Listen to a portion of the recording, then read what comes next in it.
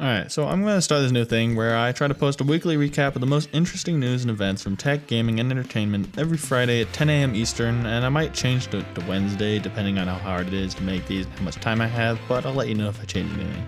We got some interesting news this week, including Nintendo updating their TOS, Deltarune chapters 1 through 4 coming out slightly earlier than we thought. We got several awesome new indie game announcements at PAX last week, and Nintendo Switch 2 coming soon.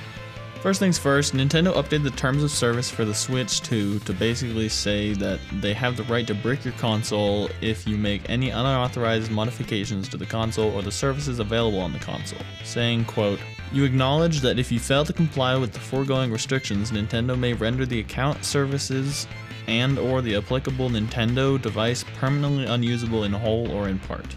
They also put in the TOS that when you buy a game, you're just buying a license and they're only able to use that for personal and not commercial use, and you're not allowed to license, lease, sublease, or sell copies of the given game.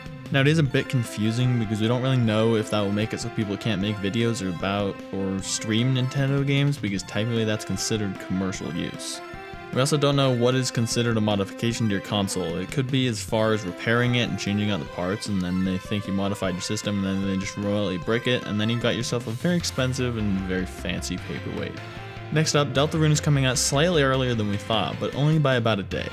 After years of waiting, we finally got news about the next chapters of Deltarune during the Switch 2 Direct last month.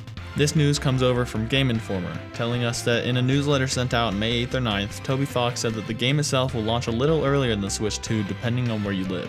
The game will be launching at midnight June 5th Japan Standard Time, so in the US that means we'll get the game on June 4th at 8 a.m. Pacific and 11 a.m. Eastern Time, adjusted to your local time zone.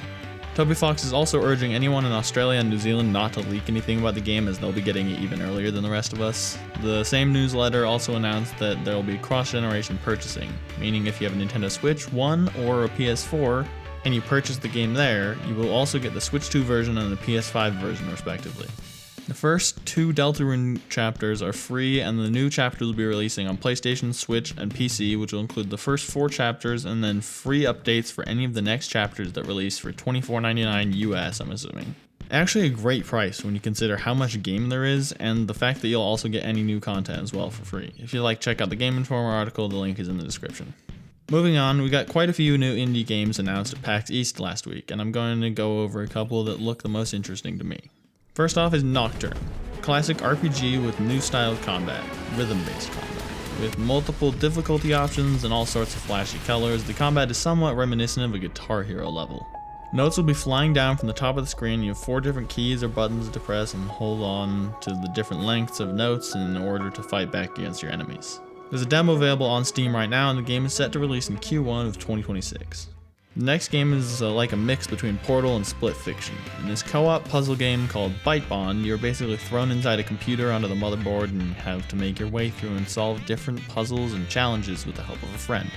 All of the different puzzles look really cool. I haven't played the game myself, but there's probably news sources out there who have on YouTube and other stuff. They probably made videos and then go into PAX to play it.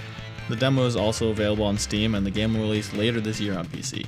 And finally, we're only about 3 weeks out from the Switch 2 release, and Best Buy announced that certain stores will have limited stock of Switch 2s available for purchase on release day if you weren't able to get a pre-order. So if I were you and you don't have a pre-order, I would check your local Best Buy to see if they'll have stock of the Switch 2 and see if you can camp out to get one on launch day. That's about all I have for this week. Hope you enjoyed. If you're listening on Spotify, go ahead and give the show a follow, and maybe come check out the YouTube version, because I'm going to try to put some trailers and whatnot from the things I'm talking about to make it more interesting. If you're here on YouTube, go ahead and like, and I'll see you next week for another recap.